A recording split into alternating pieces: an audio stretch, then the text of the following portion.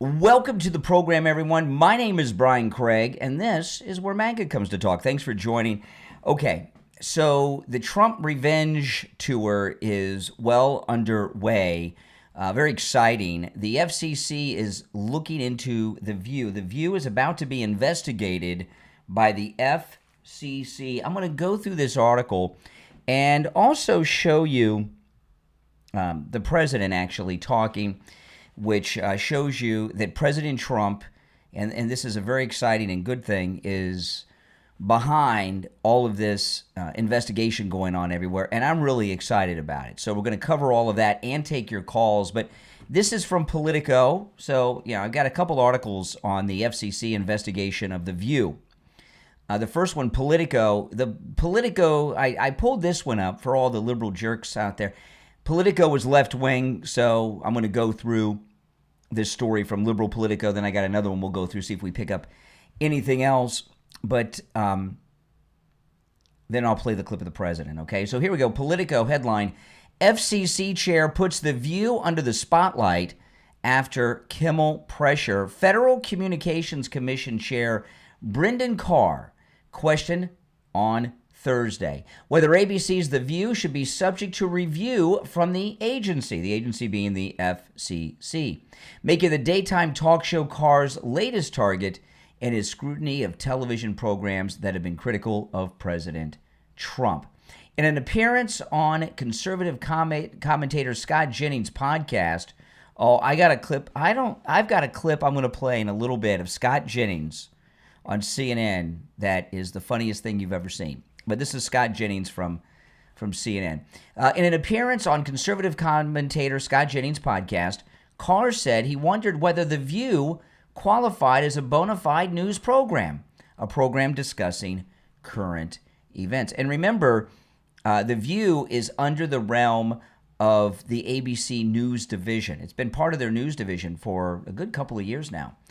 If the show did not qualify, Carr said, the program would have to obey the FCC's equal time rule, which requires broadcast stations to give equal airtime and access to competing political candidates.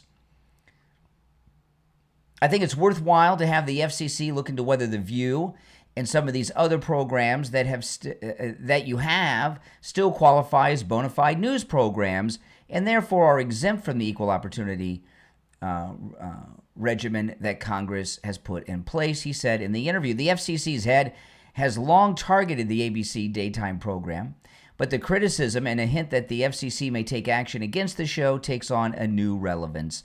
Okay, so that's in Politico. And then we have a story in Entertainment Weekly, which I guess is liberal too. It's kind of hard to find media that's not liberal, so we got liberal bias and all that. Here's their headline. FCC chair threatens to look into The View in the wake of Trump criticism and Jimmy Kimmel's ABC suspension. Okay, and I'll play the clip of the president in just a moment. You got to understand something about the news in this country, the fake news. The fake news is completely without supervision.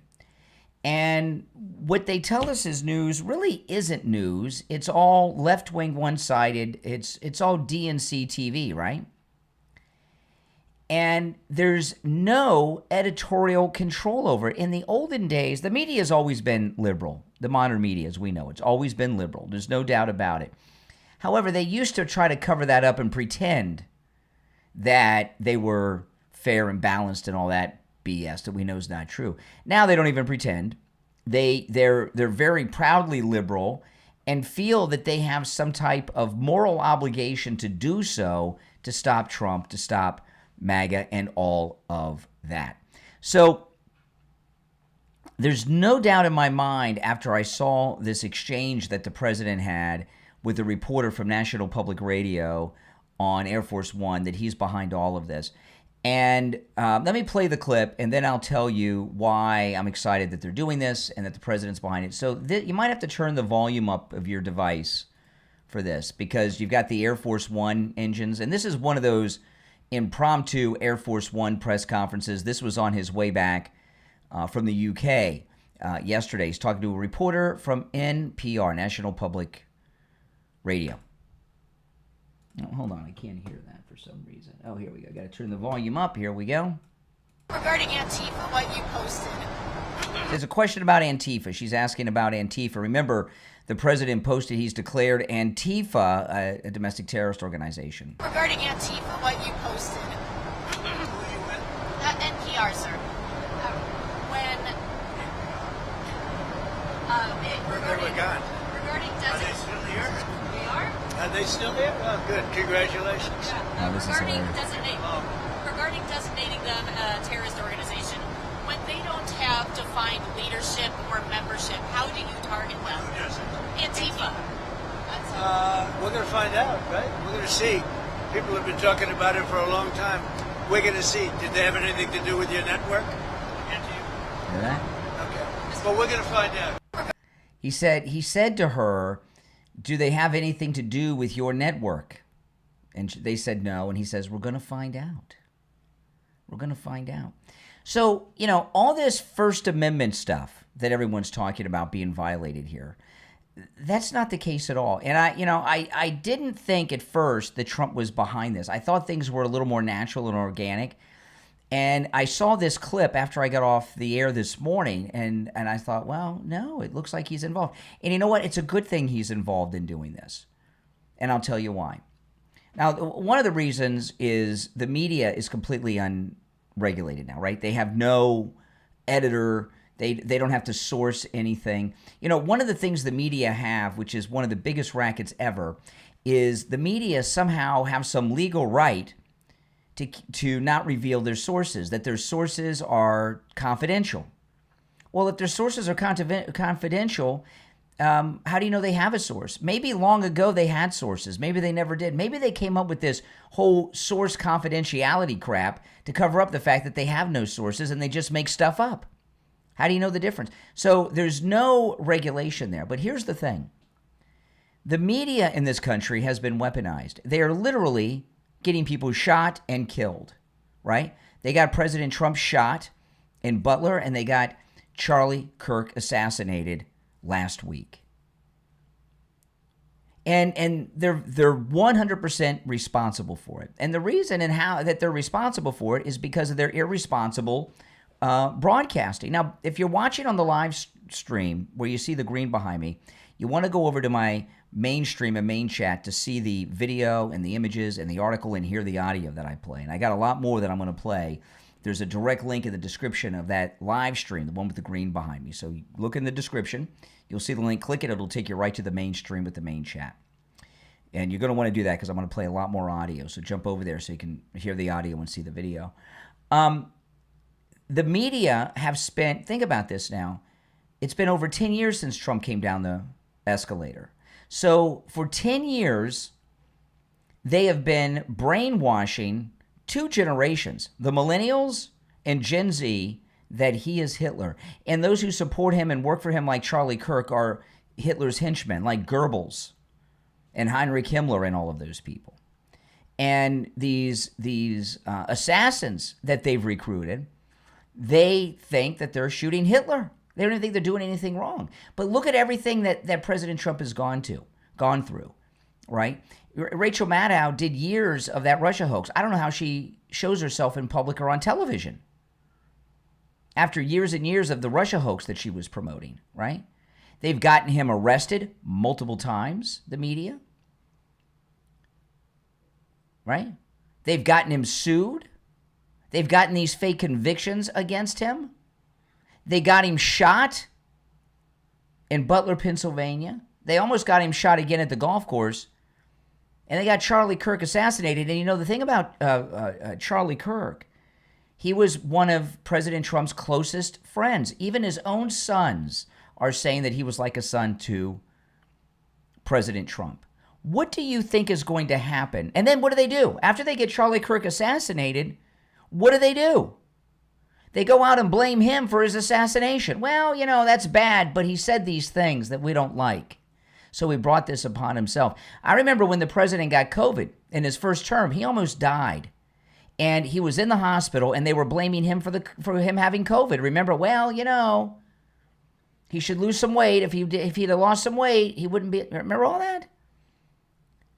So they got someone that's one of his best friends who's like a son to him, brutally murdered, assassinated in front of the world. How many hundreds of millions have seen that video? I saw it when it first happened, and I wish I had not seen it.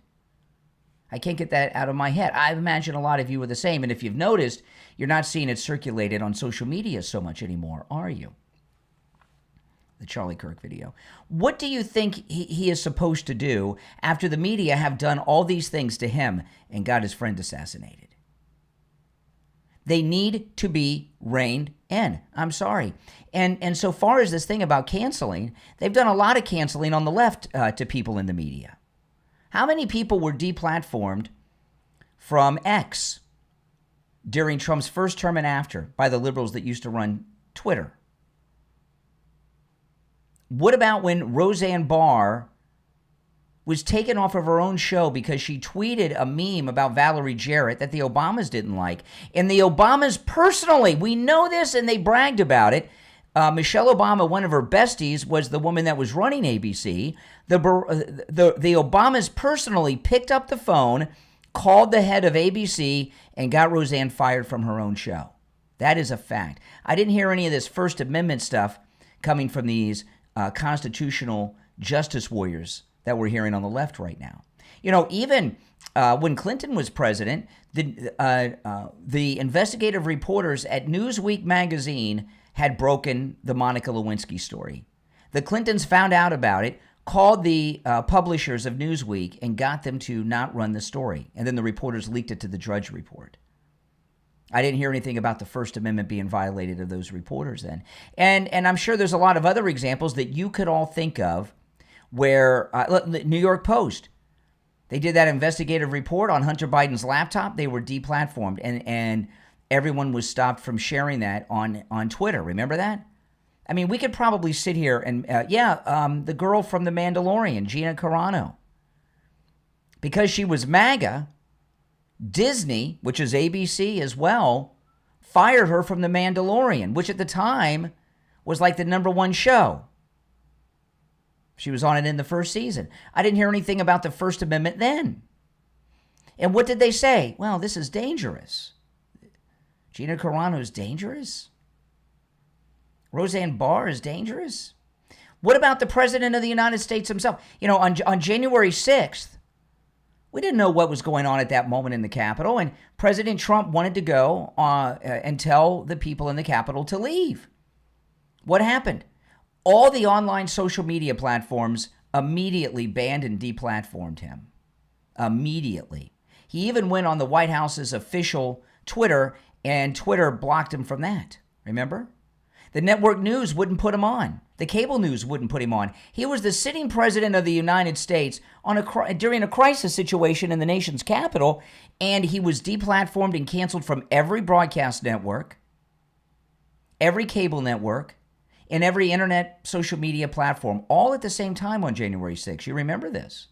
And he was banned from those platforms, some of them for many years. They even took him off Instagram. How many times have you heard people like Laura Loomer and General Flynn or Mike Lindell who have been debanked? I've never even heard of such a thing. Debanked. Loomer has been banned from Uber and Lyft. She can't even order food on Uber Eats. She's banned. Can you believe? I know. I didn't hear anything about the right to eat, the First Amendment, when all these people had their rights violated. And there's many more. I mean, we could, if we thought about it and made a list, we could probably sit here for hours writing all the things about high-profile people. What about Paula Deen? Remember Paula Deen? This was before all this. She was being sued, and she was under oath in a deposition in some nuisance lawsuit, and they asked her if she ever used the N-word. And she said yes. She lost her show on the Food Network from that. And by the way, not that I approve of using the N-word, even though the First Amendment applies for that too. I don't use it. I don't approve of it. However, the context in which she used it, before she was rich and famous and she was a young woman, she worked as a bank teller. The bank that she worked at was robbed by a black man who put a gun at her head. She had children. She was scared. She was a young woman. And she used the N-word when describing to the police the man who put a gun to her head. She lost her TV show instantly, her Food Network show. Paula Deen. I didn't hear any of these social justice warriors talking about the First Amendment. Now, even though I don't approve of using the N-word, I don't use it. You probably don't either. But are you going to cancel a woman who used it to describe someone who put a loaded pistol to her head and robbed her? Are you supposed to be politically correct? You don't want to offend the person who puts a gun to your head? I mean, this is crazy. Didn't hear anything, and I'm sure there's many others. So the fact that the president is very much involved in the View investigation by the FCC, this business with the View and Jimmy Kimmel, talking about Antifa's connections to them. It's interesting what he said here in this clip I played on Air Force One about some possible connections between Antifa and members of the media. Antifa, what you posted. And this is this is all good. The media in this country is not just a poison in our society. They are literally inciting violence and getting people shot and assassinated. And they need to get under control and tone down their rhetoric, and they will not do it on their own. So President Trump is doing it for them. And I certainly support his efforts in doing that. And I would hope that you would too. All right, now if you want to call in, the number is pinned in the live chat. It's toll free no matter where you're watching or listening to me. The number is 888-465-2631. 888-465-2631. I have a whole bunch of sound clips that I'm going to go through on the stream here. So if you're watching on the live stream with the green behind me, you're going to want to go to my main stream. There you can see and hear all the audio and video that I play. And there's a direct link in the description of the video that'll take you right to it. It's right here on my YouTube channel. The number 888-465-2631. Let me pull up a clip here for. Okay. Yeah. Oh yes. Let's see. Yeah, this is it. Let's AOC. Boy, she's gained some weight. What do you think is responsible for that? Drinking? Yeah. Here's AOC. Now they voted on this resolution to honor Charlie Kirk, which was approved, and of course the Democrats voted against. Many of them voted against it. This is AOC. Resolution only underscores the majority's recklessness by choosing to author this condemnation and honoring on a purely partisan basis, instead of uniting Congress in this tragedy with one of the many bipartisan options to condemn political violence and Kirk's murder, as we did with the late Melissa Hortman. Instead, the majority See, again, back to this Melissa Hortman, which is a tragedy that she was murdered. However, she was murdered by a Democrat. And she was murdered by a Democrat because she voted with Republicans in Minnesota. She crossed the aisle, was the only Democrat to vote with Republicans to end Medicaid benefits, health insurance benefits to illegals. And by the way, just to illegal adults. They were still going to give the free health insurance to the kids that are illegal. Just to the adults, and the guy was a Democrat, and he killed her for it. The resolution that brings great pain to the millions of Americans who endured segregation, Jim Crow, and the legacy. Let me rewind it because I talked over a lot of that. You hear what she's doing, and this is what they've been doing all week since Charlie Kirk was assassinated. Oh yeah, it's terrible, this violence, but. And then they go on to list all these things to justify his assassination.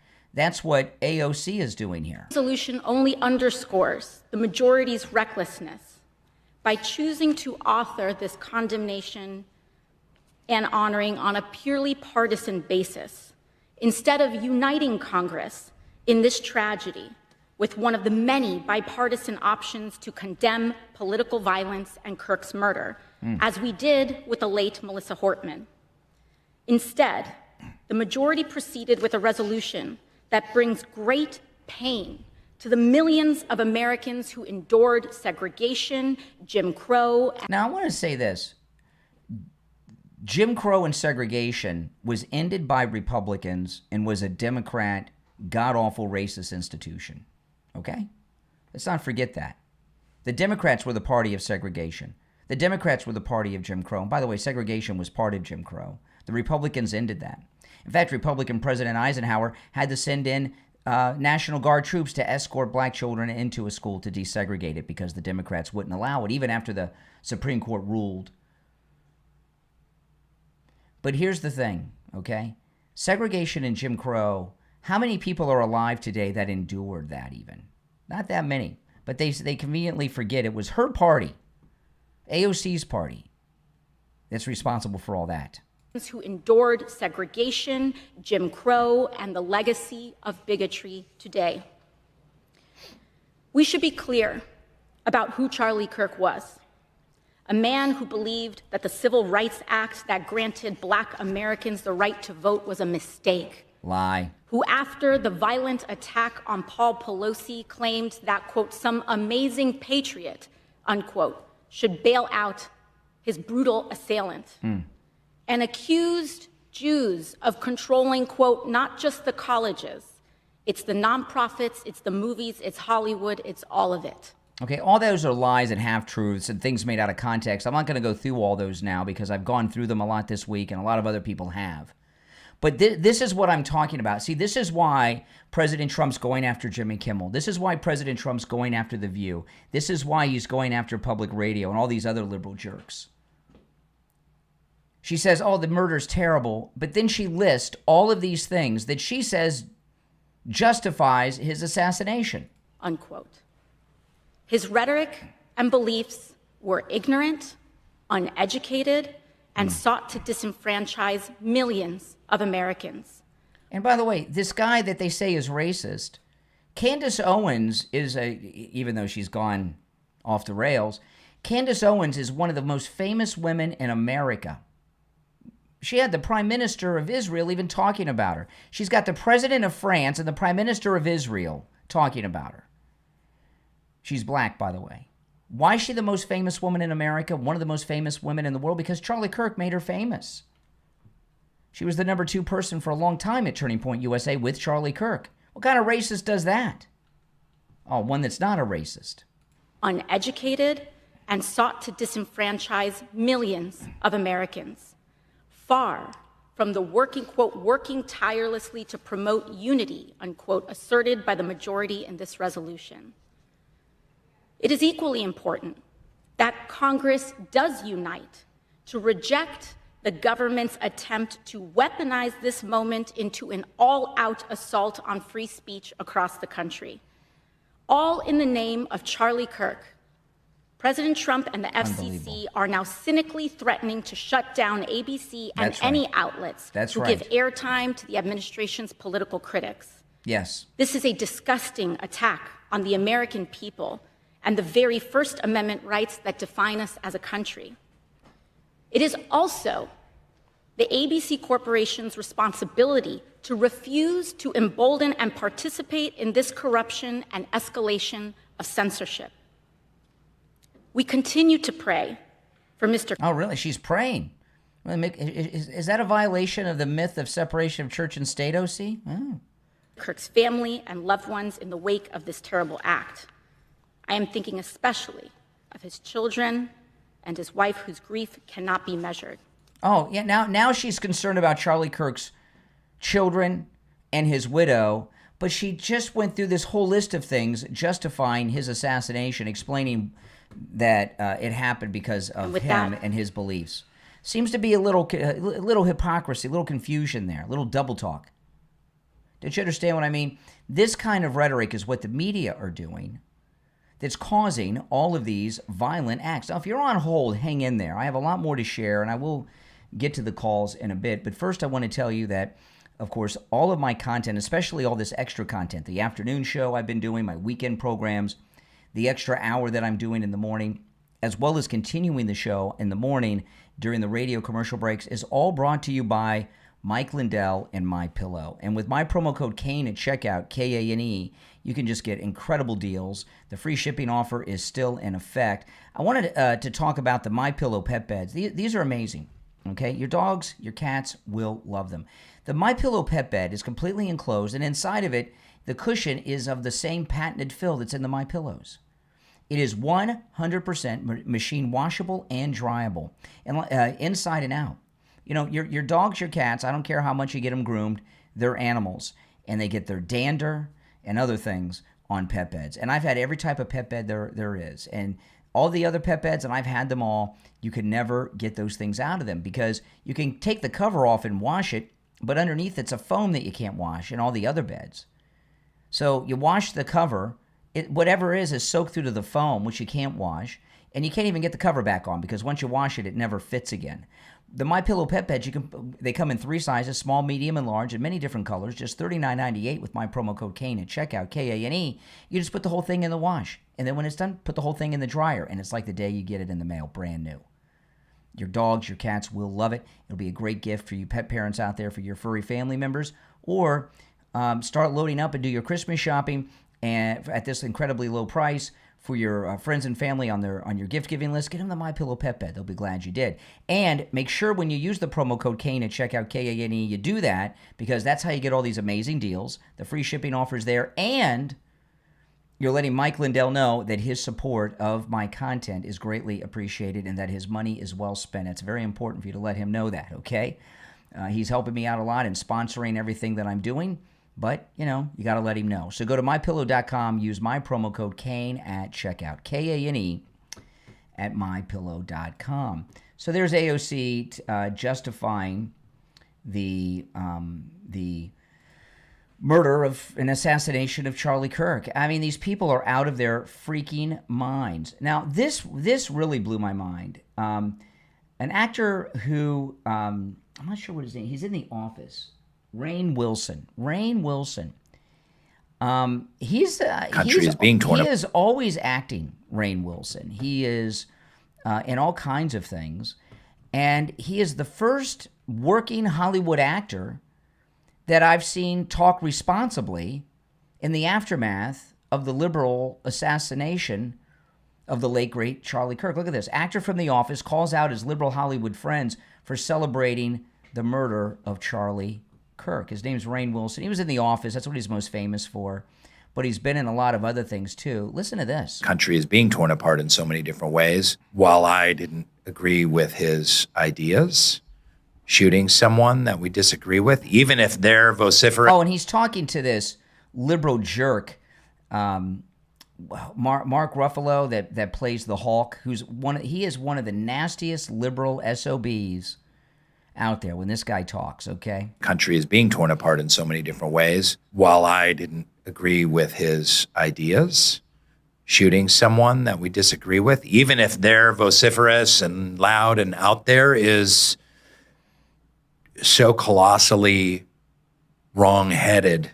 I spoke to a couple of, let's say, some liberal friends last night. And you can tell Mark Ruffalo here, the Hulk, he's about to turn into the Incredible Hulk. He's getting so angry right now. He's thinking, you mother... Yeah, can't you tell? You hear the How dare you condemn violence? Spoke to a couple of, let's say, some liberal friends last night at an event, and they were like, you won't find me shedding any tears, and someone else was like, oh, well, there was a little bit of a kind of a good riddance thing, and it's like, guys, no. Yeah, I know. No. I know. We cannot think or talk that way. Not at all.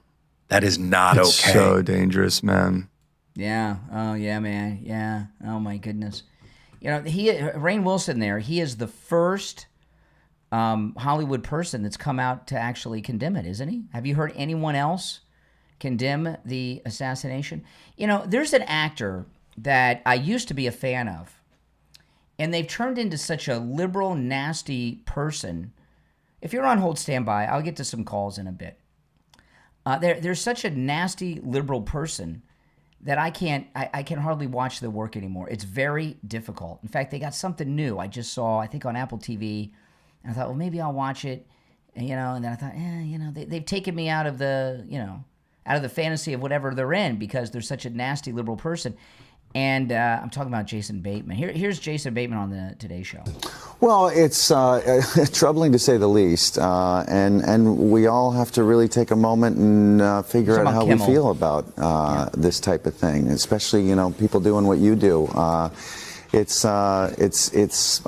I'm sure there's going to be some sort of collective move to respond to this, but I'm not smart enough or powerful enough to be the one to do it. But I imagine there's plenty of conversations going on to do something, because you just can't stand by and let stuff like that go on. Stuff like? Well, Jimmy getting his show pulled for, freedom of speech. Okay. Now, the first time I heard of Jason Bateman, some of you that are my age may remember this, right? He did a TV show when I was in like 8th grade. It was the first time I heard, and he'd been around before that, but I didn't know who he was then. He did this show. It was so funny. It was called, and it's still kind of funny. I've seen some of the episodes on YouTube, and they're kind of funny. It was called It's Your Move. It's Your Move. And it was a pretty funny sitcom.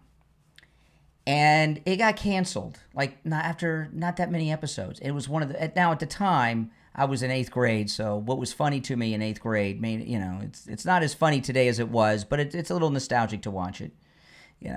That show got canceled, right? By one of the networks. I don't know which network it was on.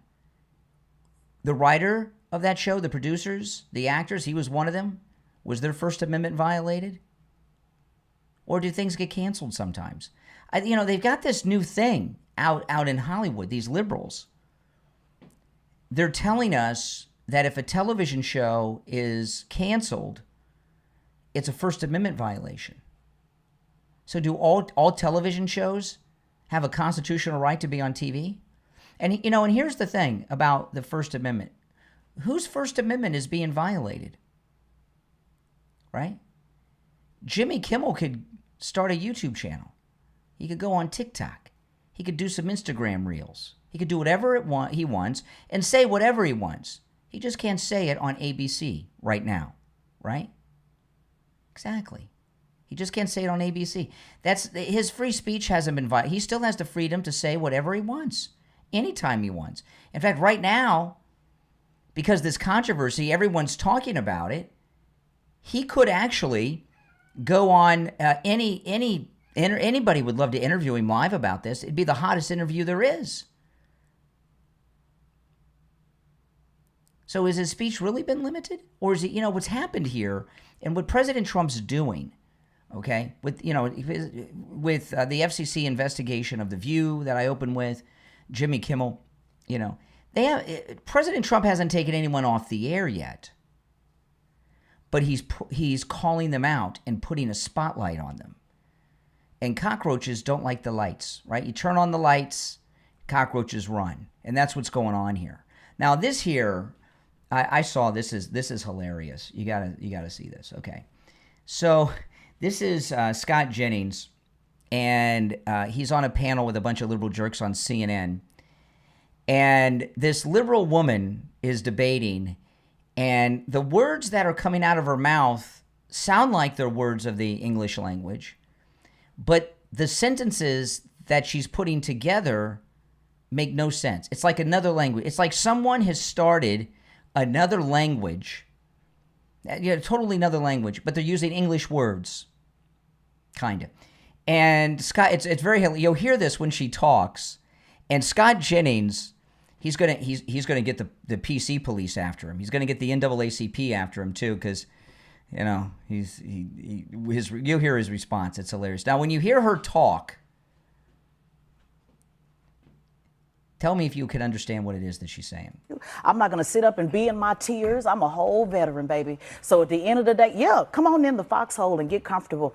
I am about what it is. And so just own it. Own it, Scott. It's okay. I don't understand about 75% of what just happened. He doesn't. I'll play the whole thing. But for him to see, he called her out. He says, I don't understand 75% of what she said, right? Do you understand last year he'd get run off CNN for saying that? Do you understand that? He'd be called a racist. What do you mean you don't understand her hip-hop lingo? What are you, some kind of racist with your white privilege? White boy, you're off the air. But see, the country, the last few years, it started with Obama, then we had a break with Trump's first term, and it got really bad in the Autopin years of Biden. The country has been run by lunatics, freaks and geeks, and black racist and other degenerates. Okay? And part of what's happened here is what I'm calling it like it's a big component of making America great again. It's the Great American Reset. There's a complete reset going on, resetting the United States back to being normal. And you get on here and you talk a bunch of gibberish like this. I understand that there's slang and everything, but she's on national news, really global news, CNN, cable news now. It's a global outlet, and she's talking like those two black guys in Airplane that they had made a whole joke about, speak and jive, right? The words and the things she's saying make no sense and are completely irrelevant. But she's pulling like this Jasmine Crockett. She probably has a Boston Brahmin accent and speaks more proper English than I do, okay? By far. But she's trying to be down with the brothers and the sisters and using this Jasmine Crockett lingo, right?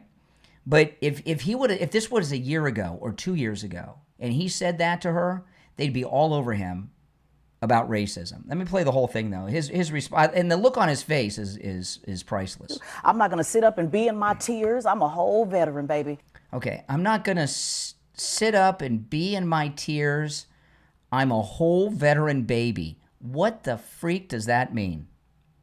Let's see. Anybody there? Anybody? Barbara Billingsley around to translate? Does anybody speak jive? I'm not going to sit up and be in my tears. I'm a whole veteran, baby. I'm not going to sit up and be in my tears. I'm a whole veteran baby. And look at Scott Jennings' face. He's like, what the freak is she saying? I'm not going to sit up and be in my tears. I'm a whole veteran, baby. So at the end of the day, yeah, come on in the foxhole and get comfortable. So yeah, come on in the foxhole and get comfortable. Now, I guess that means join her and sit back and listen to her crap. I am about what it is. Okay, I am about what it is. What does that mean? What does that sentence mean? Can someone tell me? I am about what it is. I am about what it is. And so just own it. Yeah, just own it, Scott. It's okay. I don't understand about 75% of what just happened. However, one thing Brendan Carr told me today, and it is true, that the current regulatory regime as it exists is set up by the United States Congress. 1934 Communications Act, and he said, we're going to enforce that regime as it stands. And he said, if they want to change it, if they want to make different rules, if they want to change the way these systems operate or the regulatory thing works, we'll abide by that. But right now, in his view, Congress has set up a system. They're enforcing that system, and until Congress changes it, that'll be what they do. I have to say. Well, I actually talked to Brendan Carr today, too, for about 20 minutes. He brought up a similar concept, but it was in the framework of these local affiliates who have to live by these public interest rules finally getting a chance to push back against the networks, the programmers. It was his view that for too long, the programmers, the networks had too much power over these affiliates and had basically been able to boss them around. We have to live by these rules. We have to live under the public interest rules. We don't, particularly like to air this. We're the ones hearing about it from our viewers and from our advertisers, and we're finally pushing back on it. Well, I think what he was saying that they're upset about is that all of their viewers are complaining and all of their advertisers are complaining. All their viewers aren't complaining. The few that Jimmy Kimmel has. And they're getting all these complaints. They're not making any money on it. They're facing enormous financial pressures. They're not making any money on what? Selling advertising. Nobody wants to buy advertising on this show. Late night shows. Nobody? You say all and nobody. I'm in this business. I'm going to tell you right now. That's where they give away the freebies at night. Trust me. He has a clear point of view here, which is that these groups that own these affiliates, and I think the two companies are Nexstar and Sinclair, they own over 60 affiliates, that they, independent of anything he was doing, had made a decision that it was no longer in their best interest to have Jimmy Kimmel on the air. They suspended Jimmy Kimmel? Well, they told the network that they would not air it. So when you how does that lead to Kimmel's suspension? When you take 60 television stations that won't air something, the network has to make a decision. My point is that okay, I'm not. So I'm going to get down with my tears and tell you like it is, and you can jump in the foxhole with me, whatever gibberish she said. What happened with Jimmy Kimmel? I went through this morning, but I want to go through it again for people that may not have heard this morning. Okay, Jimmy Kimmel right now is trying to get out of his ABC contract. You know, remember when they fired Tucker Carlson at Fox? Remember that? Where were these First Amendment warriors when he was fired? What about when Megyn Kelly was taken off of the Today Show? Where, you know what they did to Tucker Carlson was worse. They didn't fire him. He was under contract. They just took him off the air. So he was under contract. So he couldn't go out and get a job at another TV competitor or something. They were still paying him. I mean, that's really weaponized. And what they were doing is they figure, well, by the time his contract's up, and after the contract there's the non-compete, it'll be so long, it'll be years will have passed, and he won't be all that anymore, and no one will care about Tucker Carlson anymore. Well, Tucker found something out, and or maybe he knew before, but he had a clause that allowed him to do internet stuff under certain conditions. So then he got out there and still was out there in the public. They thought they were going to hold him prisoner. Plus, he's friends with President Trump, and Trump was getting popular again, and then Trump won, so they laid off. But I didn't hear, when they took Tucker Carlson off the air, I didn't hear any of these First Amendment people. You know? And if you remember, what about James O'Keefe? James O'Keefe got his house raided. He got pulled out by the feds in his underwear looking for the Hunter Biden hard drive. Remember that? Or the Ashley Biden diary. Maybe it was the Ashley Biden diary. One of those two. He's a journalist, right? At the time he was with Veritas, Project Veritas, one of the most prominent, respected journalistic outfits out there. He was doing reporting, and the Biden FBI broke into his home, put him in handcuffs, took him outside of his home, and literally in his underwear, his tighty-whities or whatever, while they tossed his home. I didn't hear anyone talking about the Jason Bateman and all these people talking about the First Amendment right of James O'Keefe. Yeah, they were completely weaponizing this. Right? They were completely weaponizing and attacking people. And what did the left say? Yeah, but these people are saying bad things. So this is what happens. What they're saying is dangerous. Well, what Jimmy Kimmel is saying, and what these other media outlets are saying, got Charlie Kirk assassinated last week, got the president shot in Butler. So what do you expect him to do? You get him arrested multiple times. You get him sued. You get fake convictions against him. You shoot him in the head. You assassinate one of his best friends and hundreds of millions of people have seen the video. What do you expect him to do? Say, oh, well, just keep on doing it, The View. Just keep on doing it, Jimmy, until more people get shot? What are you supposed to do? Some adult has to come in and take charge and slow these people down. And that's exactly what President Trump is doing.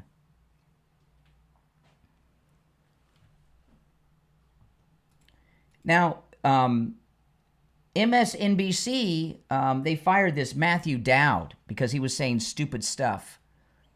And if you're watching on the live stream with the green behind me, if you go to my main stream, you can see and hear all the audio and video I play. There's a direct link in the description. You see it. It'll take you to the main stream. It's right here on my YouTube channel.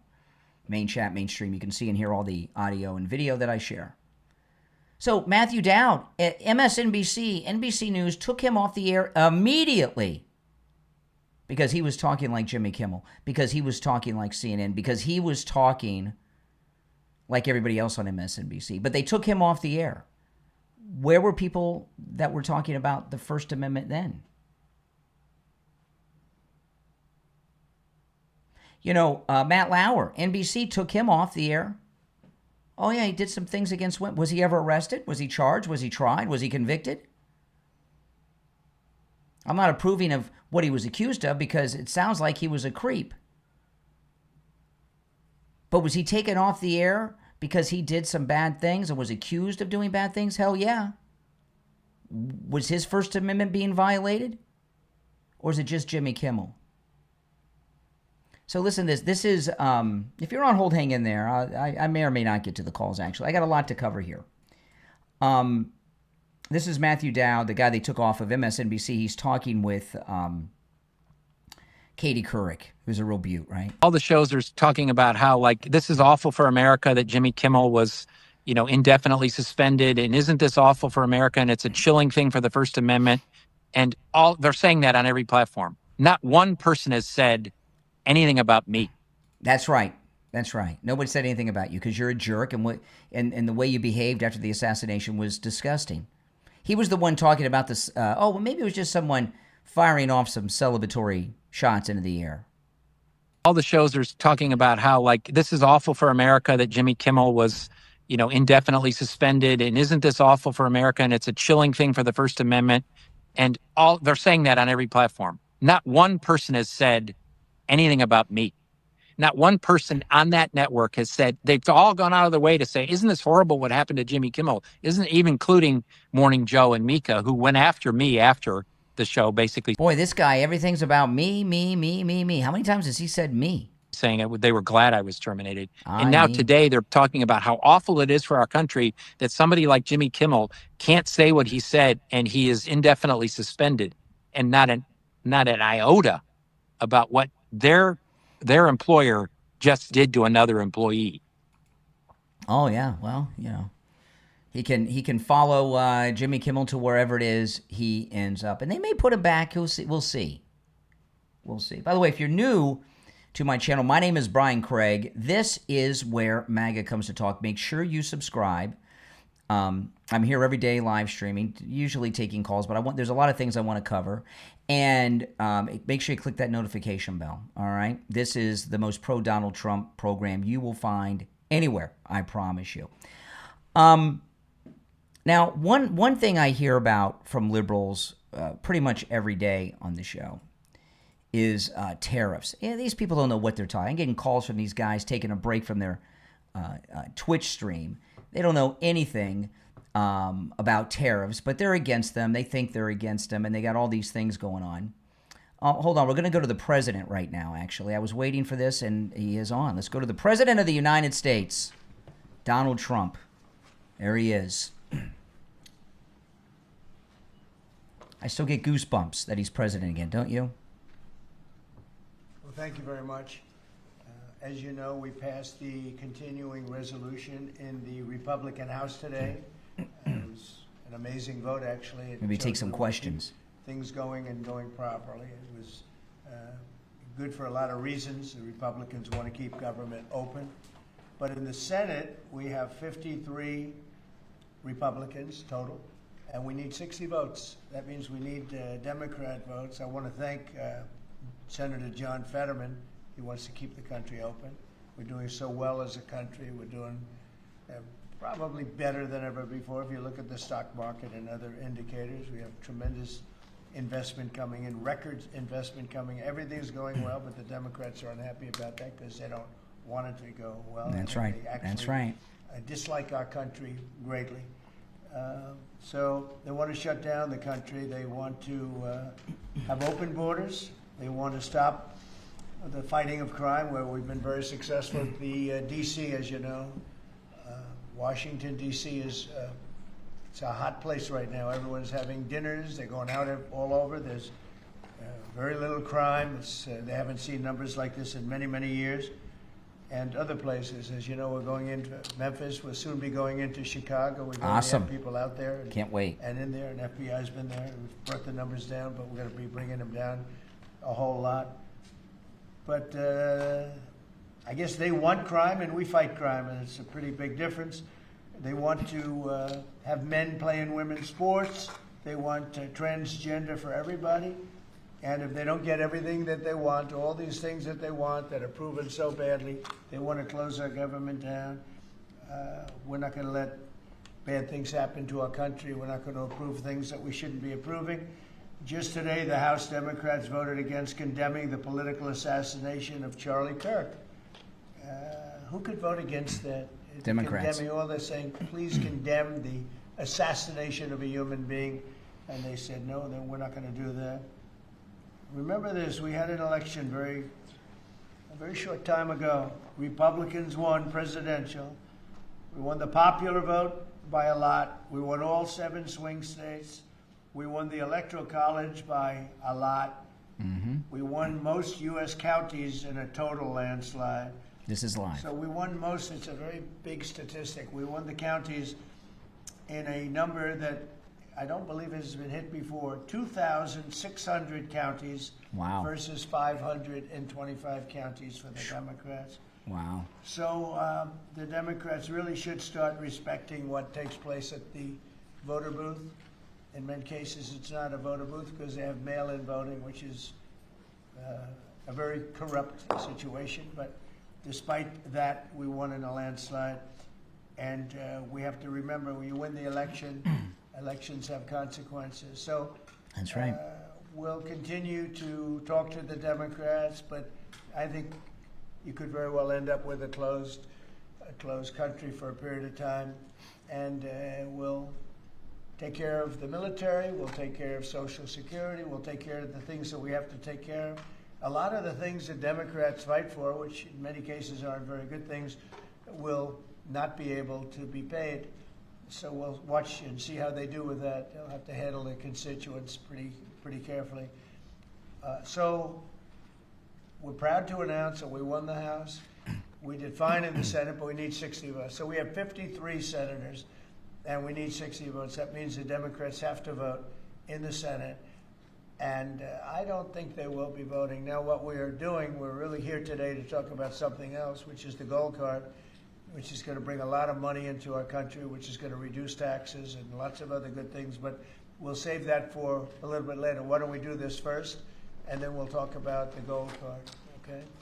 Any questions, Jeff? Your call with President Xi, sir. President Xi, your call this morning with President Xi. It was great. I had a great call with President Xi, and as you know, he approved the TikTok deal, and we're in the process. We have some great investors, some of the biggest in the world, American investors, great people, and we look forward to getting that deal closed. Is it fully approved? The Chinese statements didn't necessarily Well, indicate that. I think so. I mean, when you say fully approved, I don't know what that means. We have to get it signed. I guess there could be a formality. I found his word to be very good. President Xi and I had a long talk. We talked for almost 2 hours, and it started at 8 o'clock.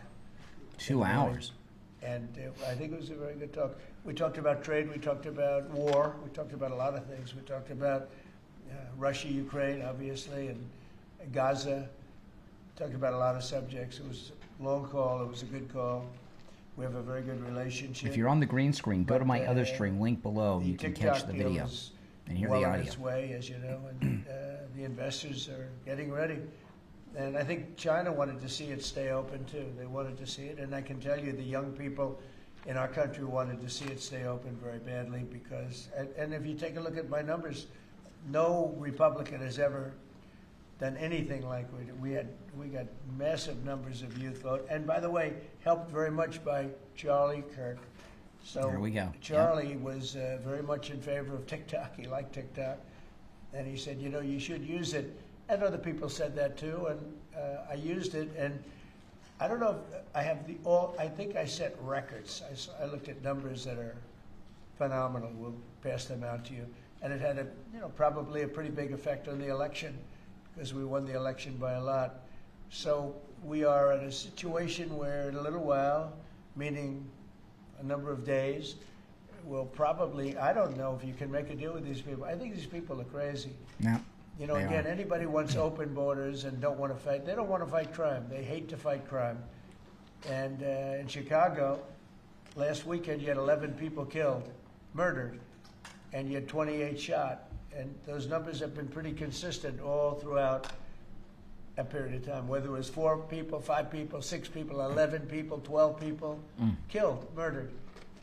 And they don't want to spend money to fight crime. And it's not even much money, relatively speaking. It's very little. But we're going there anyway. It doesn't make any difference. We're going to Chicago. We're going to Memphis next. Oh, it's going to be great. And we're going to clean up the crime in the cities because we have to do that, okay? With this deal today, are you confident that the CCP... I love that gold card, don't you? Yeah, we're gonna have a very tight control. And look, it's an amazing thing that's been created. There's tremendous value with TikTok. And I'm a little prejudiced because I frankly did so well on it. You know, it got me numbers that nobody's ever even heard of before. So a lot of people want it. The young people of this country want it badly. The parents of those young people want it badly. And so we were able to work out a deal with China.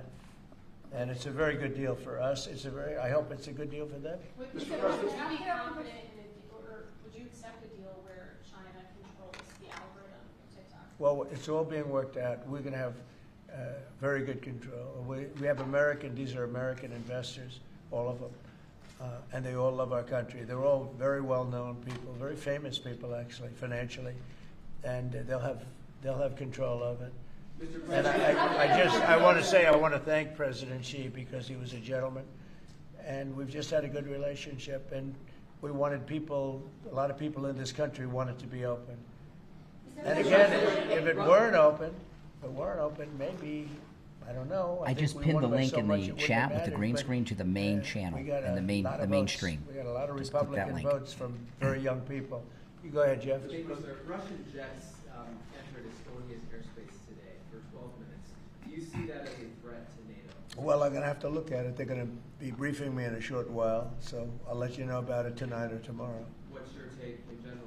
Well, I don't love it. I don't love it when that happens. It could be big trouble, but I'll let you know later. They're going to brief me in about an hour. And a follow-up on Charlie Kirk. There's been a lot of talk about free speech this week.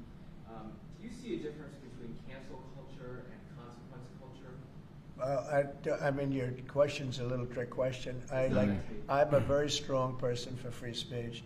At the same time, when you have networks where I won an election, like in counties, I guess it's 2,600 to 525. That's called landslide. A landslide times 2. When you have that level of popularity or voter support, as I did in the last election, and yet 97 and 94%, different numbers. You see different numbers with different stats. But 97, 94, 95, 96% of the people are against me in the sense of the newscasts are against me. The stories are they said 97% bad. So they gave me 97. They'll take a great story and they'll make it bad. See, I think that's really illegal, personally. You can't have a free airwaves. You're getting free airwaves from the United States government, and you can't have that and say, and somebody that just won an election, and I had to go through this during the election. I think it's a miracle that I can win when 97% of the stories on the networks are bad, or whatever it may be, whether it's 89, it doesn't matter. It's a tremendous number. You know it, you report it all the time, and it changes. But when you have that kind of a negative reporting, fake negative reporting, when they take a great story and they make it into a bad story constantly, that's what they do. Look, 60 Minutes took Kamala's answer and they threw it out and they gave her a different answer so that she sounded competent. When things like that happen, George Slopadopoulos from your network, George Slopadopoulos had to pay $16 million to me because of what he said. And that's ABC. You had to pay more than that. Your network had to pay more than that. So I think it's very sad. But I think that reporting has to be at least accurate to an extent. Again, when somebody is given 97% of the stories are bad about a person, that's no longer free speech, that's no longer anything, that's just cheating. And they cheat. And they become really members of the Democrat National Committee. That's what they are, the networks, in my opinion. He's right They're on. just offshoots of the Democrat National Committee. Mr. President, Go ahead. Liam Cosgrove with Zero Hedge. People are still anticipating who your pick for National Security Advisor will be. They're worried Marco Rubio is a little overworked, and one of the reported frontrunners is Michael Anton from the State Department. He's good. He's just authored the National Security Strategy. Also in the mix is Mike Flynn and Good. Steve Oh, Witkoff. General Flynn, I'd love that. Well, they're all good. No, we'll make a decision soon. General But we're Flynn doing would very freak him well. out. You know, I settled 7 wars, more than that, I think. But actually, we settled 7 wars. I have, we're working on Gaza, it's a tough one, but we'll get it done somehow. And we're also working with Russia and Ukraine. They hate each other so much you wouldn't believe it. President Putin and President Zelensky, they hate each other to a level that you wouldn't believe. So they're having a little bit of a problem with that. And are you considering Stephen Moran for Fed chair? I hadn't thought of it too much. He's doing a great job. Just got approved. His vote was a very good one. The Fed should have done more. Too late. Powell is terrible. He's a terrible chair. I think he's just terrible. But despite that, we're powering through it. We have another record stock market today. We're very, very high levels, and we're at the highest levels. So we're setting records. Many, many days during my administration, we've set records, and we'll see what happens with 50,000. 50,000 is a pretty big number. Never come close. We're not so far away from it. So that's because they see what's happening. Not so much what's happening exactly right now, but they see all the plants that are being built. They see the kind of investment that's going to be made. When you take $17 trillion, so Biden had $250 billion, okay? Or putting a simpler way, they had much less than $1 trillion, but they had less than $1 trillion for 4 years. I have $17 trillion for 8 months. Nobody's ever seen anything like it. Nope. And I think they're looking at that and they're saying when those plants open, right now they're being built, a lot of them, and some are starting over the next year. It takes a while, but we're getting fast permits. And when those plants get built, I don't think there'll be anything like what we're going to experience. Yeah? Mr. President, if I can, on the top subject of free speech, Ted Cruz compared Brendan Carr to a mob boss, the way he's threatening television stations and saying it's absolutely dangerous for the government to determine which speech is okay and which is not. What's your reaction to Ted Cruz? I think Brendan Carr is an incredible American patriot. There we go. It used to be, I remember in the old days that networks would have to get licensed, relicensed, and it was always a big deal. They had to show honesty and integrity. When you have a network, again, I'll use the same numbers, whether it's 90 or 94 or 97, all different numbers, but when you have networks that give somebody 97% bad publicity or 94% bad publicity, I think that's dishonesty. And they're getting free airwaves, right? You know that, right? You get them for nothing. These airwaves, they make millions and millions of dollars. The news makes millions of dollars. ABC, your network. I mean, your network wrote very badly about me, and they had to pay me $16 million. So you think I wasn't looking for that. Brendan Carr has a right to... No, I think Brendan Carr is a patriot. I think Brendan Carr is a courageous person. I think Brendan Carr doesn't like to see the airwaves be used illegally and incorrectly and purposely. Everything I said at the beginning was right. Doesn't like to see a person that won the election in a landslide get 97% bad publicity before the election. I mean, it's amazing that I won the election with that, but here's what happened. The people have given your networks no credibility. They don't give them any credibility, John. If they did, they wouldn't vote for me. They wouldn't have voted for me. When you look at, you could also say the liberal media, the liberal left, when you look at these stories and papers, but we're not talking about that. We're talking about, I assume you're talking mostly about the networks, but they have a licensing procedure, and you can read it as well. They have to show honesty and integrity. And when they take a good, well, I think the people decide. That's why I'm president.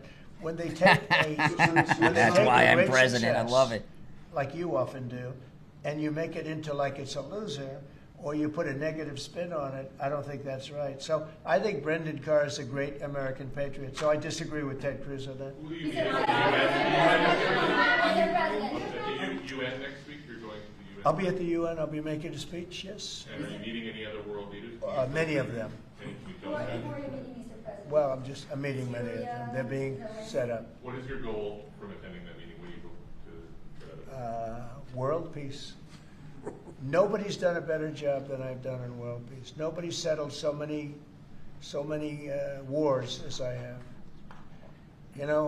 I've been here probably a little bit more than 8 months, and I've settled 7, and that doesn't include the destruction of a vast potential nuclear disaster in Iran, which we wiped out, totally as I say, obliterated. We obliterated it. It's been turned right with this beautiful plane right here. We just ordered some more of them, by the way.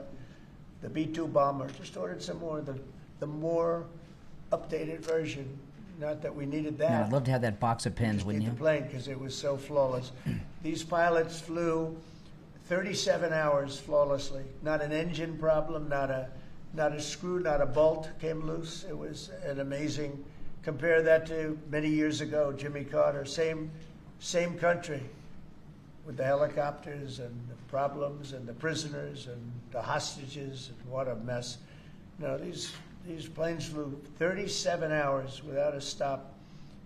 They fueled up. We had 52 tankers fueling the planes along the way. It was an incredible, and every single bomb hit its mark. And then we fired 30 of them from submarines, from a submarine. Oh, I hadn't heard that What a before. job that was. And I don't even include that. But that stopped a war. That stopped maybe a catastrophic war. So, so I think that nobody has ever done anywhere near that. Now, on top of that, we're working very hard to get Russia-Ukraine settled. We'll see what's going to happen there. I hope we're going to get it done. President Xi and I spoke to him about it, and I believe that he really would like to see it done also, and I think he's going to work with us to help. What was your message to President Xi on the war in Ukraine? What are you asking? Well, it's the same as his message to me. He would like to see it done. He would like to see it. I believe he would like to see it ended, yes. I do believe. These 2 wars that you were talking about, Gaza and Ukraine, are escalating at the same time. You're going to take the stage and the UN back at the stage after these years. Do you plan to setting any kind of red lines for these 2 countries? And you said before, well, we're going to see. Frustrated with Putin. Yeah. Are you also frustrated? We have a long time to go before I get up and speak at the UN, because every day is a long time when it comes to Gaza, when it comes to Israel and the Middle East. So we have a long time to go, but you know a lot of my opinions, and remember this, you can't forget October 7th either.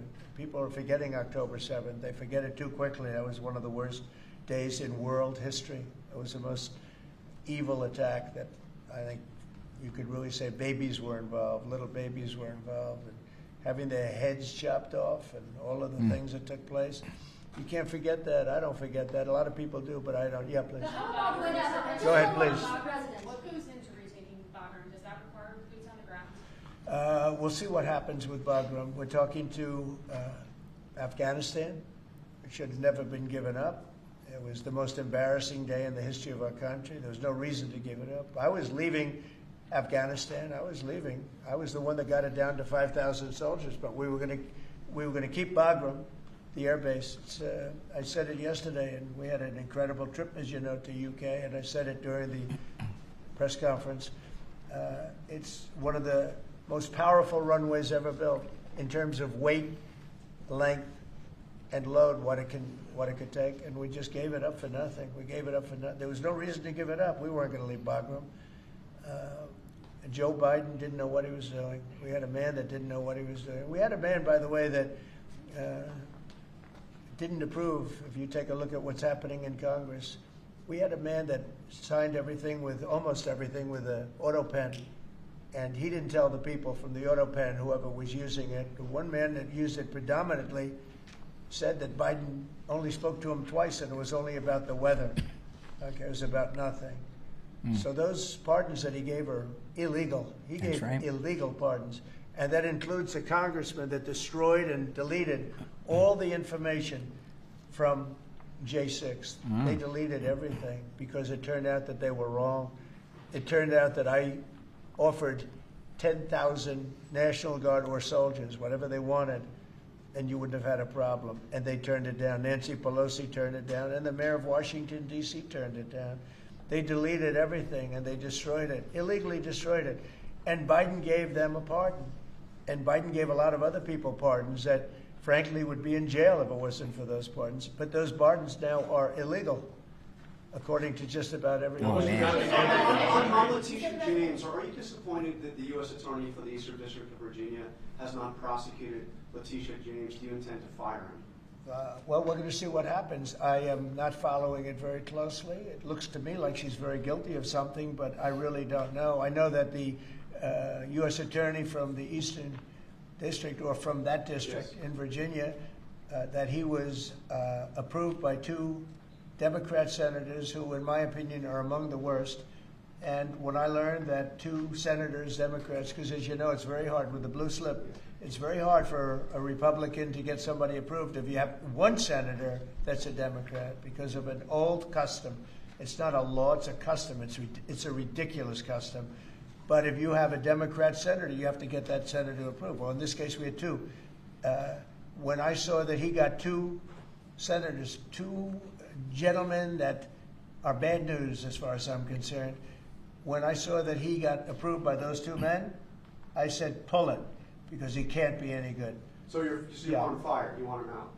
Yeah, I want him out, yeah. When I learned that he was blue-slipped through by 2 Democrat senators. He's giving all the right answers, isn't he? People that would... They're freaking out. Never vote for it. The people that haven't voted for us for probably years, okay, probably years. In my opinion, 2 bad guys. You know they are, Warner and Kane. 2 bad guys, bad senators too. They do a terrible job for the people of Virginia. But when I saw that he got approved by these 2 terrible people that haven't voted, they just don't vote no matter what it is. We could give them the greatest deal ever and they still wouldn't vote. And they voted for this guy.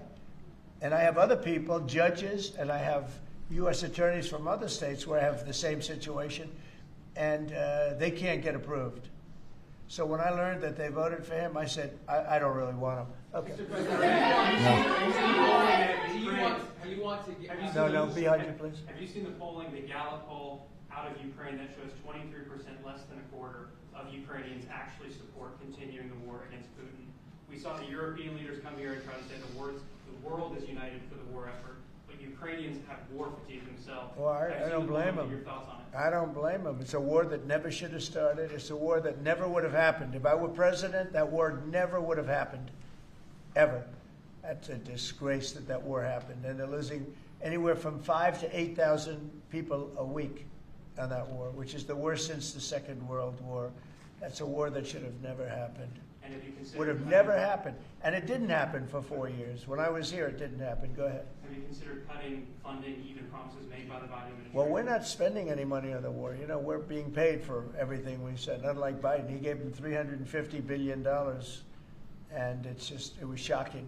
We're not spending any money on the war. The war is being funded by NATO. NATO is buying our equipment. In fact, I don't want to make money on that war. I don't want to, but we are actually making money on that war because they're buying our equipment, as you know. But NATO, as you know, it's very important, is funding the entire thing. They're paying for the missiles, for the tanks. They're paying for anything that's sent over there. It goes to NATO, and then NATO does what they want with it. In this case, I guess they give it to Ukraine. It's a very sad war. It's a war that never should have happened. Mr. President. Go ahead, please. TikTok, could you tell me, is the U.S. government going to take a board seat in the company, and will the U.S. government A what? a board seat within the company? Well, we're going to announce it. Are you talking about TikTok? Yes, Yeah, we're going to announce it. But it's a great deal for our country. It's a great deal for all of the young people in the country that wanted it, and people generally. I was happy with it. Look, I wasn't a fan of TikTok, and then I got to use it, and I became a fan, and it helped me win the election in a landslide. So I think that it's a deal that's going to be great.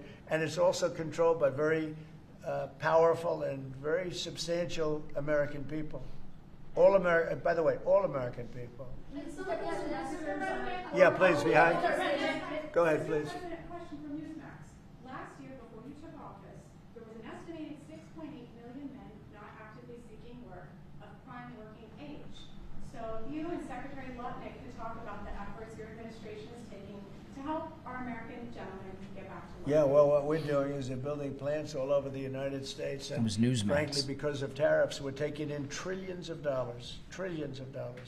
And countries that have ripped us off for years, and everyone knows this, countries that have ripped us off for years, like nobody's ever been ripped off before. That's right. They're now having to pay up. They're paying a lot of money to America, and we're reducing taxes with that money, and we're doing things that we were never able to do before.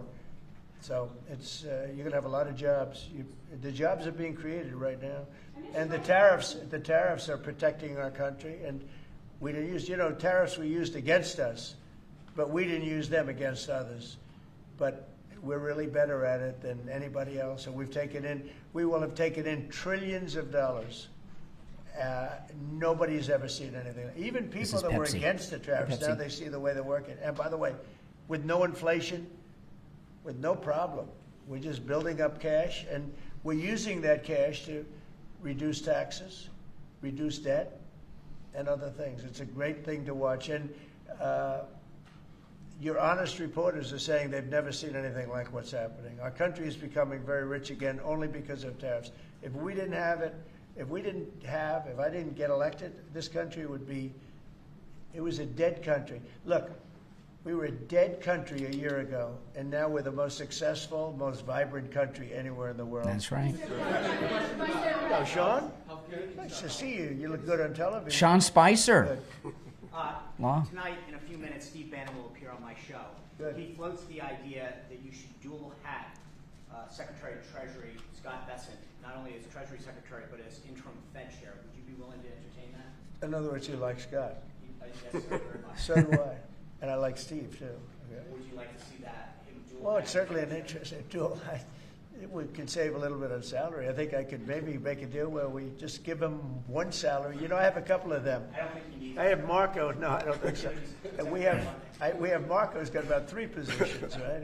He's doing great also. No, I don't think that's going to be necessary. Actually, I went to Scott and I talked to him about that position, and he loves what he's doing right now. So, he's not in the mix because he loves being Secretary of the Treasury. Quick follow-up. Today is the first day of early voting in the Commonwealth of Virginia.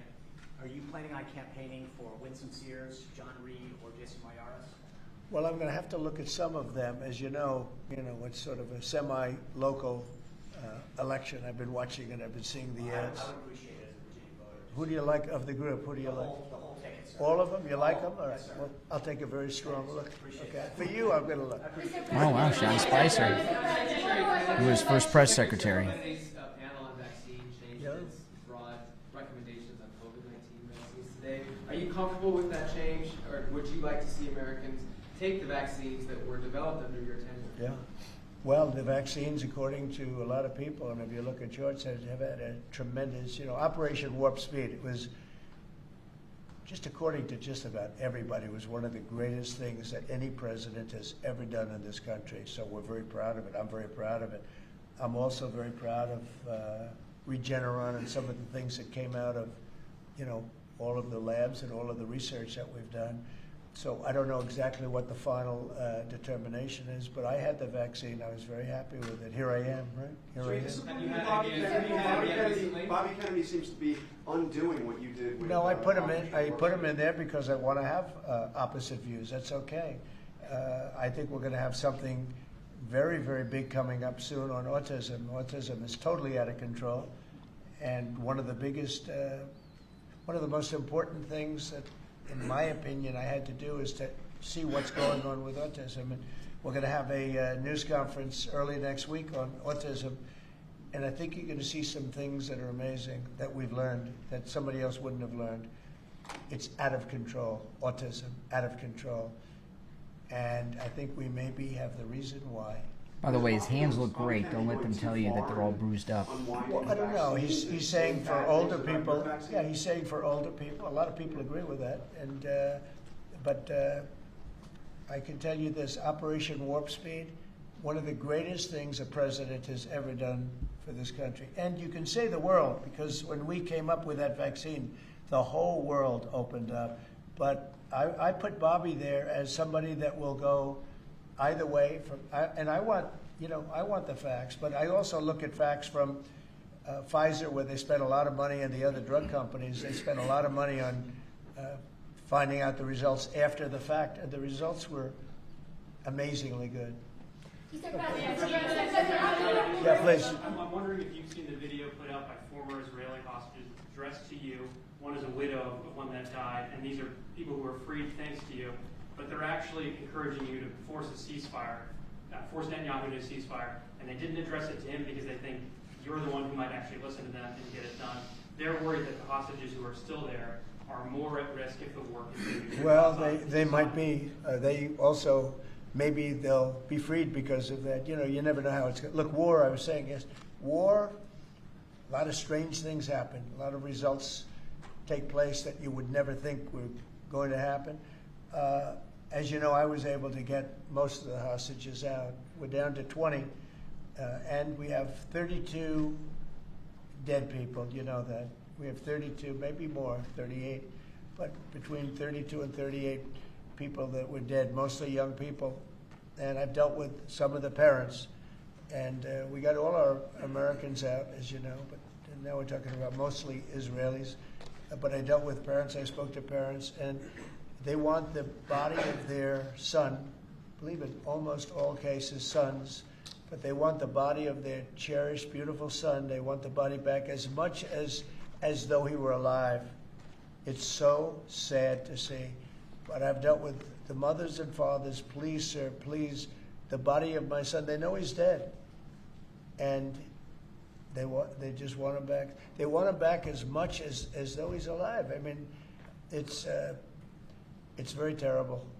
And you know, we have very close to 40 bodies that are included in the whole thing. But we have 20, probably 20 that are living. It might be a little bit less because a couple of things. Look, young people don't die, okay? They just don't die. They can take a lot, but a lot of people died in these horrible tunnels. They're mostly in the tunnels. I know a lot about it. I got them out. But I always said the last 20, when you get down to the last 10 or 20, it's going to be very tough. It's a nasty situation. You can't forget October 7th, but it's a nasty situation, terrible. It's a terrible thing. On Gaza, the UN concluded this week that Israel committed genocide in Gaza. What are your thoughts on that? Well, I haven't seen that. I'm looking at it, but did anybody commit genocide on October 7th? What do you think about that? That was genocide at the highest level. That was murder, genocide, you can call it whatever you want, but little babies were chopped in half. Arms were cut off people, heads were cut off people. That's genocide. That's genocide also, I guess, right?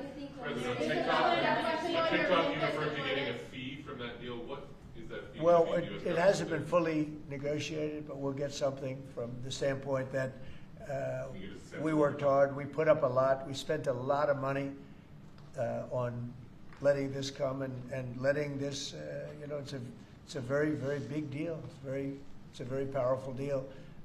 And the United States really, I see it. I mean, people were saying, save TikTok, save TikTok. So many people.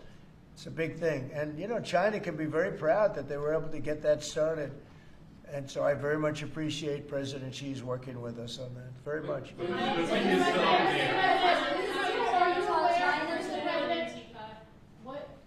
What comes next after designating Antifa? Well, we have others that we're going to designate too, but we're going to look at the people that funded Antifa, Here see we who go. they are, where they came from, and why they did. Have you seen Portland Can't wait. at all? Have you taken a look what's happening in Portland? They're It's, freaking out over I mean, Antifa. it's More been going criminals on for years. they like. They're just people out of control and crazy. We're going to stop that very soon. We have to get rid of a couple of other problems first. We're going to get rid of the problems in Memphis where you can't even walk a block without getting shot. We're going to get rid of the problems in Chicago. Chicago's a great city and we have to save it. We have to save it. I told you I had the head of the Union Pacific Railroad in my office and I said, so what do you think? You go to every city, you have railroads in you are the biggest railroad, beautiful railroad. He's a great guy. I said, what do you think? He said, sir, save Chicago. Don't let it go down. Save it. The way he said it was so meaningful to me. It was so like terrible. In a way, it was terrible. Save Chicago. You know, who would ever think that we'd be sitting here talking about saving Chicago? Chicago's a great city. They have a terrible mayor. Terrible. He's at like 5% approval rating. He's an incompetent person. They have an incompetent governor, in my opinion. He's incompetent. 11 people get shot, and he says crime isn't a good shot. I mean, they're losing 4, 5, 6 people a week, getting killed by bullets, by knives. And then he says how wonderful it is, Chicago. So, well, it might be wonderful for him. I think they're afraid. Look, he's not a stupid guy. I really believe they're afraid to say, politically, I guess, from an ideology standpoint, from a democratic standpoint, he is afraid to say the fact that they have a very unsafe, very dangerous city. That's he right. should say, I'm going to call It's disgusting. President Donald Trump, and I'm going to ask him to send in the troops, to send in the National Guard and clean this hellhole up. Because Chicago can be a great city again. I'll tell you what, Washington, D.C. is a great place again. It's booming, and the restaurants are booming. And 6 months ago, 7 months ago, nobody could go outside. And even just walking around the White House, people here are thanking me for what I've done. They're thanking me. They're saying thank you. And I almost know what they mean, because they can walk to work. And even when they took Uber and they took other forms of transportation, they felt unsafe because the car was hijacked while they're in there. They take a car, and it's being hijacked as they get into the car. And they did that for safety. And now we have a safe place. You know, we've taken 1,500 people out of career criminals have been taken out of Washington, D.C. And we weren't very nice about it. And you can't. They're vultures, aren't they, the press? That rail merger, did you discuss it with the Union Pacific? I did discuss it, and I don't know. I don't want to make a comment on it, but Union Pacific is a great railroad, and they want to add a railroad that had a mistake at a place very close to my heart. You know, a lot of people say that that was a place where I got off to a very good start. It was a rough thing that happened. Well, they're trying to buy that railroad that had the problem, and it sounds good to me, to be honest with you. Sounds good to me. I'm a very big fan of the head of the railroad, the head of the Union Pacific. He started as a very low on the totem pole, started his job very low and became the chairman of the company over a 45-year period. But I asked him about different cities. He said, St. Louis is tough. We thought, you know, he sort of stops at many of them. New Orleans. We have to save New Orleans. Mr. President, when are you going to get We're going to be going into New York, too. Yeah. Mr. President, And we're going to be going in quiet. You're really obnoxious. Oh, I love it. I'm trying to ask you, what about your plans You are for really Memphis? obnoxious. I'm not obnoxious, but I Okay. am asking, what are your Okay. plans for Memphis? Many people I'm not going to talk to you until I call on you. What are your plans So, for Memphis? who else? Yeah, go ahead. Oh, boy, I love it. Sell this free speech. I don't know who that You is. said that you restored free speech in America. Yeah. Is that free speech including for people who are harshly critical of you, for your political opponents, for people who say things you don't I've like, become who immune treat to it. you unfairly? I've become immune to it. There's never been a person that's had more unfair publicity than me, and that's why your right. network paid me $15 million or $16 He million. loves saying that, doesn't he? To be exact, George Slopadopoulos. And that's why you'll see us pay me a lot George of money, too. Slopadopoulos. And that's why I sued the New York Times 2 days ago for a lot of money. Judge Because I'm winning. I mean, I'm winning the cases, and the reason I'm winning is because you're guilty, John. You're guilty. ABC You're is a guilty, terrible John. network, Oh, my very unfair goodness. network. That's and Jonathan you should Karl, be I guess. ashamed of yourself. NBC is equally bad. I don't know who's worse. I think This is they're the equally best. bad. And you know, for you to stand there and act so innocent and ask me a question like that, but look, think you have a right you to paid a stop? big price because you were dishonest, John. The reason I won that lawsuit was because you were dishonest. You I were love proven it. to be dishonest, and so you can't sit back and just say, "Oh, well, what do you think?" You know, like you're some wonderful person. You're not a wonderful person. Frankly, you're a terrible reporter. You know it, and so do I. Okay. Oh, man. Here's what we're going to do. Here's what we're. That was here's great. what we're going to do. We're going to talk about something that's going to reduce our taxes greatly. That's going to hopefully bring some great people into our country. You know, as you know, right now nobody's coming in because we've succeeded in closing. We've closed the border very successfully. I think you will agree. We had nobody come in for the last few months. I mean, it was actually said zero. Even I can't believe zero, but the numbers are put out by very impartial people or people that have a tendency to be on the left. And they actually said for the last 3 months, nobody came in. We have a very strong border. It's a closed border. People are coming into our country, but they're coming in legally. It's a beautiful thing to watch. But we are doing something where rather than coming into the border, 25 million people came into our country during Biden. One of the saddest things, the worst thing, look, he was horrible in inflation. He was horrible in just about everything you could be. I don't think he was good on, he wasn't even fair on anything. It was a horrible administration. He was the worst president in the history of our country, and we have to mop it up. The hardest thing that we have to do is to get rid of the criminals that he allowed into our country from prisons, from mental institutions, gang members, drug dealers, and we're getting them out, and we're getting them out fast, and we're making America safe again. Great again, but we're making America safe again, and it's an honor to do it. But this is something, this is an unforced error. What they've done is this is just an unforced error. So I'm going to ask Howard to speak. Howard's done a fantastic job, as you know, Secretary of Commerce. And I'm going to ask Howard and Will, could you just give a quick description of what we're doing and what we're signing, et cetera? And yes, sir. I will do that. Go ahead. We have two items for your attention today, sir.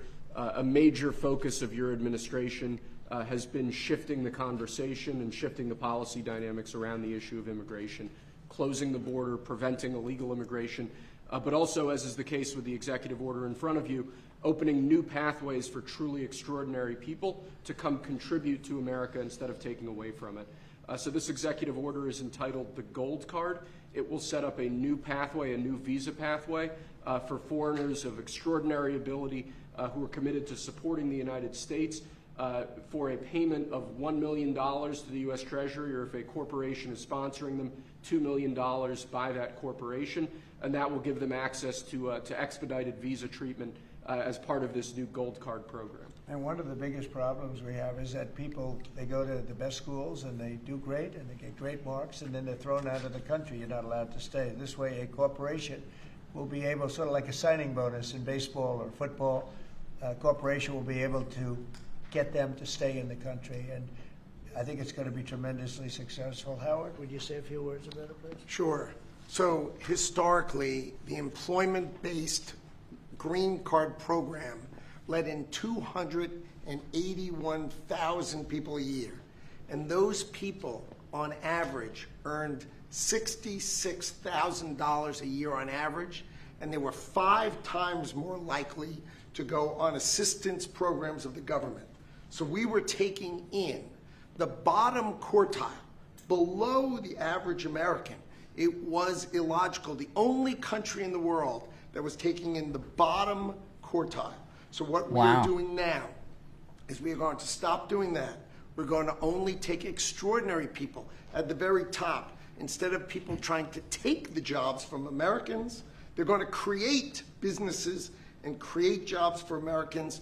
And this program will raise more than $100 billion for the Treasury of the United States of America. Which we'll use for cutting taxes and paying down debt. That's It's right. going to be very successful. Essentially, we're having people come in, people that in many cases, I guess, are very successful or whatever, and they're coming in, they're going to spend a lot of money to come in, they're going to pay as opposed to walking over the borders. And, they may come from jails, prisons, and everything else. These people don't. They're very productive people. And they're going to pay $1 million. The corporation's going to pay $2 million.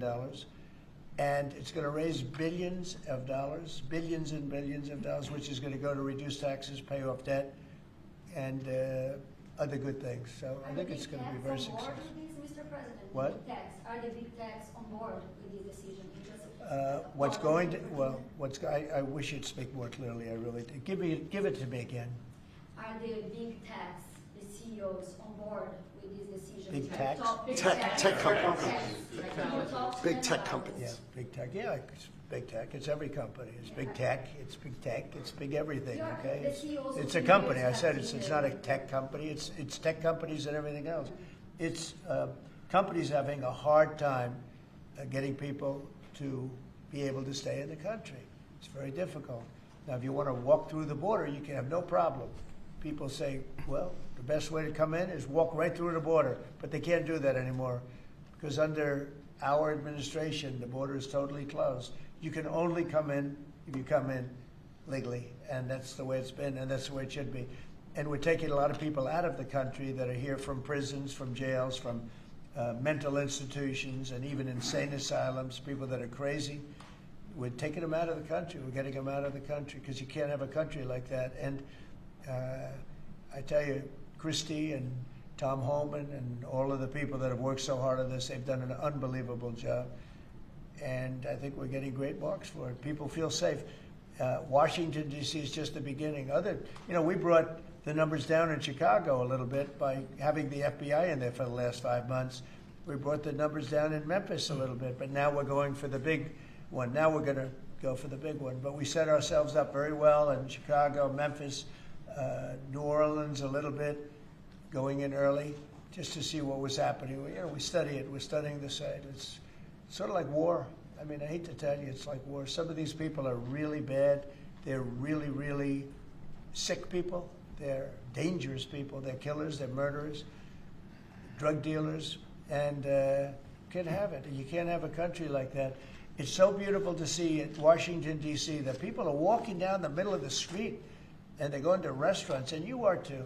And half of you were mugged. I mean, I don't know if she's here now. I don't see her, but some people were badly mugged that were reporters. 2 of the people right standing in the back of the room were mugged. Wow. And not going to have that anymore. And if you look at the crime stats in Washington, D.C., you have a safe place again. They were afraid to go to a restaurant because the restaurant would be held up while they're having dinner. And so they'd be mugged going there, and assuming they escaped the mugging, they go to the restaurant and then they're held up. This is how bad it's been. Yep. Follow up on the visa question. I think this may be the next thing that you're signing, but for the H-1B visa action that you're doing, That's going to be next. We'll talk about that. You're very close to the technology CEOs. Are they concerned about that? I think they're going to be very happy. Everyone's going to be happy. And we're going to be able to keep people in our country that are going to be very productive people. And in many cases, these companies are going to pay a lot of money for that. And they're very happy about it. Okay, we'll talk about that next, all right? Okay.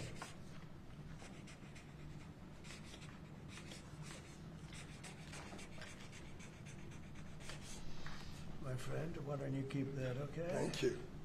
Done such a good job. Okay. That's phase 1.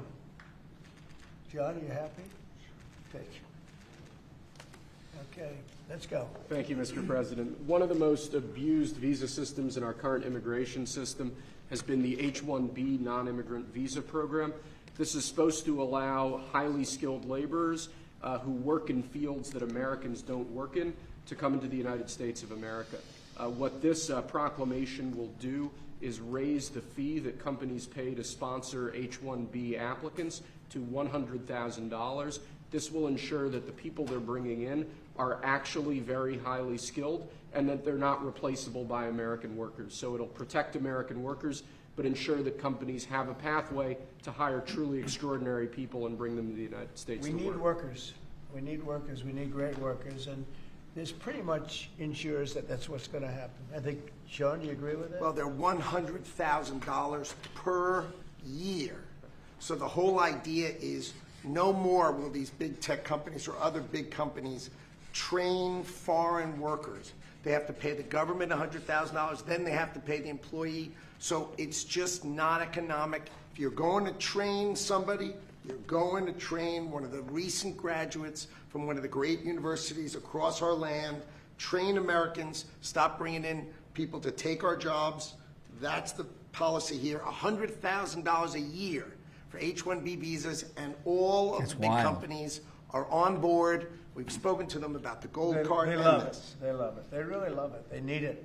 Go ahead, Sean. Mr. President, it seems like there's 2 categories of visa programs. The H-1B, a lot of people believe take American jobs, and then the gold card and programs like EB-5 that add value and jobs to America. Is that sort of how you look at the visa program? Well, ideally, look, if somebody's got the people, they're not going to want to spend $100,000 as an example in your second category. So it's not taking jobs. And we need certain jobs. We need certain skill jobs that we don't have. But they won't be taking jobs because, ideally the people aren't going to want to, they're not going to have. Investing in America. Right, that's right. So that's what I'm asking. They're really investing in in America. You have 2 categories. One, the Secretary left the gold card and EB-5 that create jobs, add investment, and then there's other ones that seem to take, whether it's a J-1 and O or an H-1B that take U.S. jobs. Yeah, it's pretty correct. I mean, I would say that's a correct assessment. But the main thing is we're going to have great people coming in, and they're going to be paying. I mean, it's wonderful to say, oh, gee, we took in 25 million people that, look, many criminals, jails were open from Venezuela, from many other countries, and they were let out of jail and poured into our country, our poor country, how it suffered with this stupid president that we had and the stupid people that surrounded him right around this desk, these liberal, crazy people that have destroyed, they could have destroyed. If we didn't win this election, our country would have been dead. Our country was dead. Think of it. And I've said this, man. The king of Saudi Arabia said, your country was dead 1 year. They thought it was dead. This country couldn't have survived another year of those people running it. And now we have the hottest country anywhere in the world. Think of that. And this is going to help.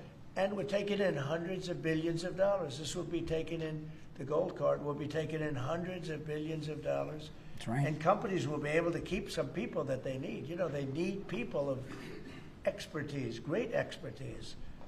And I think it's going to be a fantastic thing. And we're going to take that money and we're going to reduce taxes. We're going to reduce debt.